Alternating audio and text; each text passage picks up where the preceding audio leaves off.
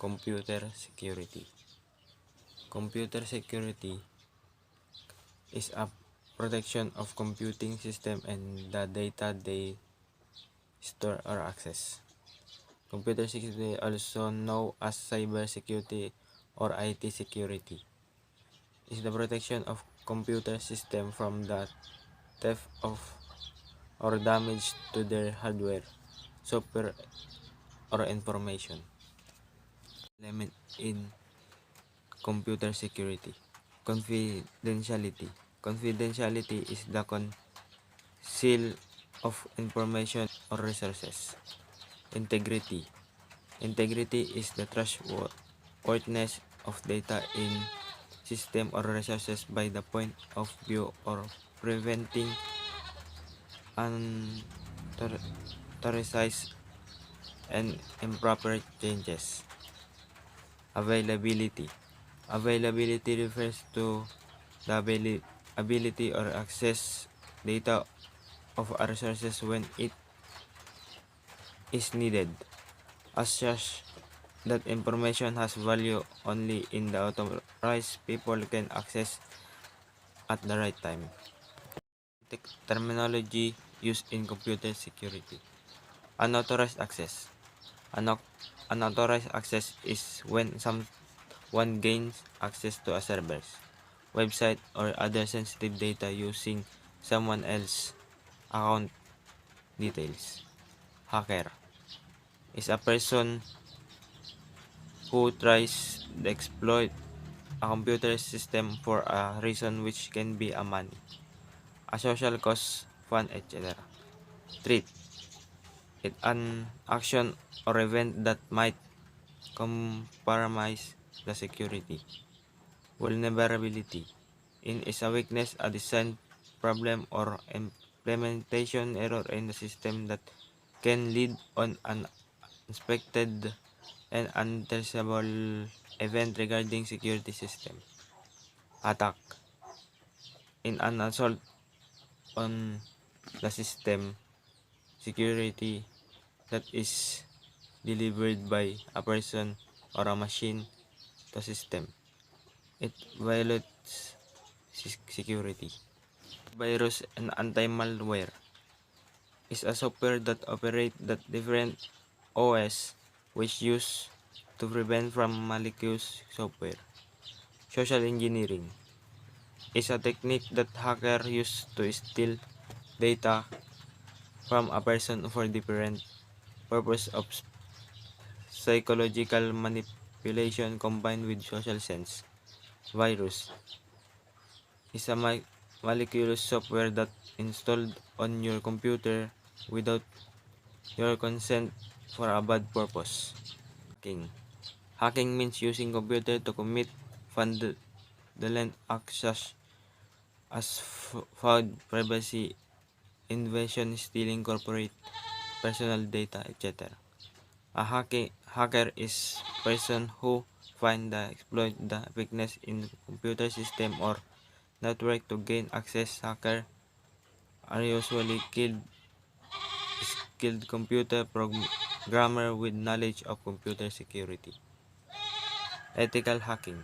Identifying weakness in the computer system and computer network and coming with computer measures that protect the weaknesses. Ethical hacker must abide by following rules. Get right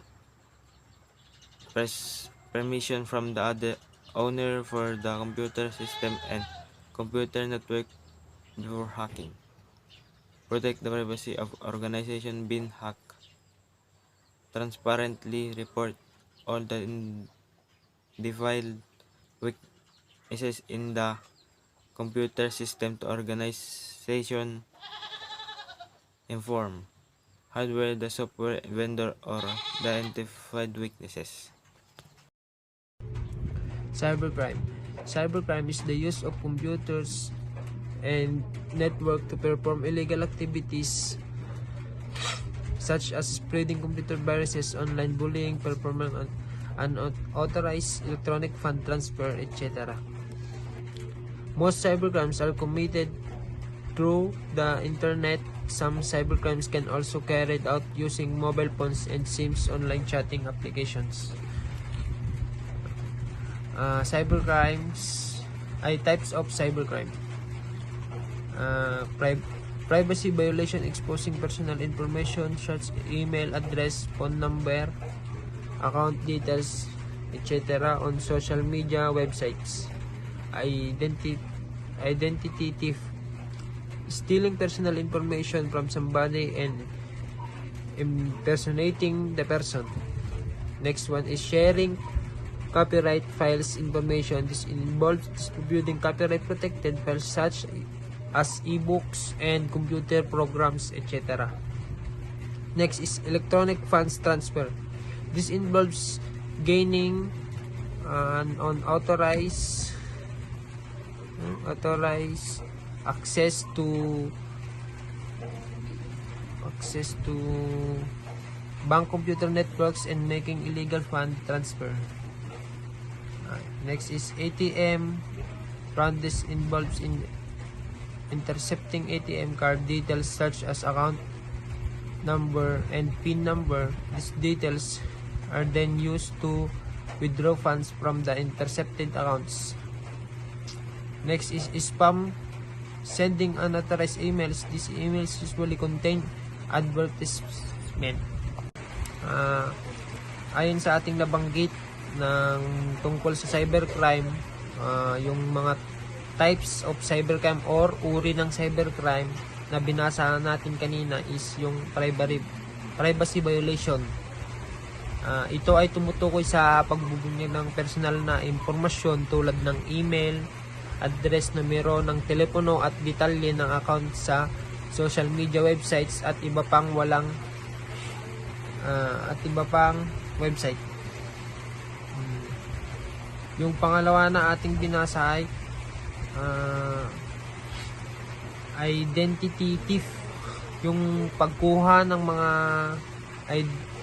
identity or personal na impormasyon ng isang tao at pagpapanggap bilang siya. Pangatlo is pagbabahagi ng copyright files o impormasyon. Yun yung binasa atin ngayon ng sharing copyright files informations. Yun yung pangatlong types of cybercrime. Ito ay pagbabahagi ng mga protektadong file tulad ng ebooks, computer programs at iba pa ng walang pahintulot ng may-ari, copyright. Yun yung copyright. Example number ay types of cybercrime. Number 4 is electronic funds transfer fraud. Pagnanakaw ng hindi autorisadong access sa mga computer network ng bangko upang maglipat ng pera ng illegal. Next is ATM fraud. Paghihimasok sa mga detalye ng ATM card tulad ng account number at PIN. Ginagamit ang mga detalye upang mag-withdraw ng pera. Pera mula sa mga apektadong account. Next is virus. A computer virus is a type malware that when executed replicates itself by modifying other computer programs and inserting its own code. A computer virus is written to alter the way a computer operates and that is designed to spread from the computer to another. In order for a virus to infect of your computer, you have to run the infected program, which is in turn causes the virus code to be executed.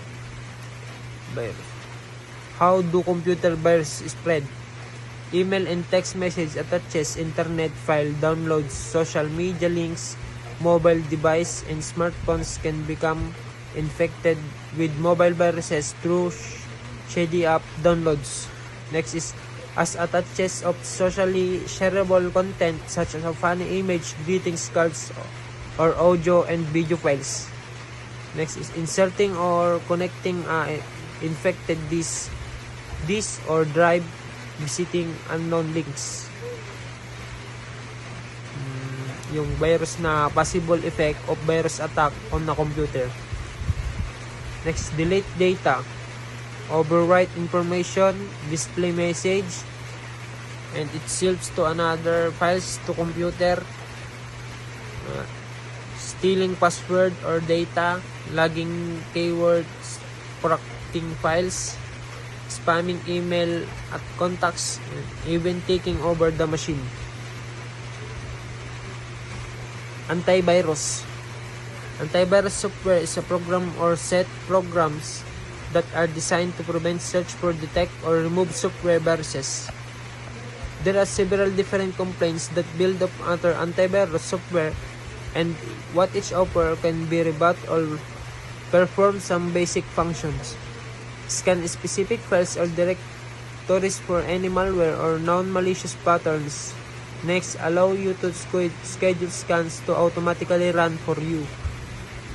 Allow you to initiate scan or a specific file of your computer or of CD or flash drive and anytime. Next is remove any malicious code detected. Sometimes you will be notified of an infection, and as if you want to clean the file, other programs will automatically do this behind the scene.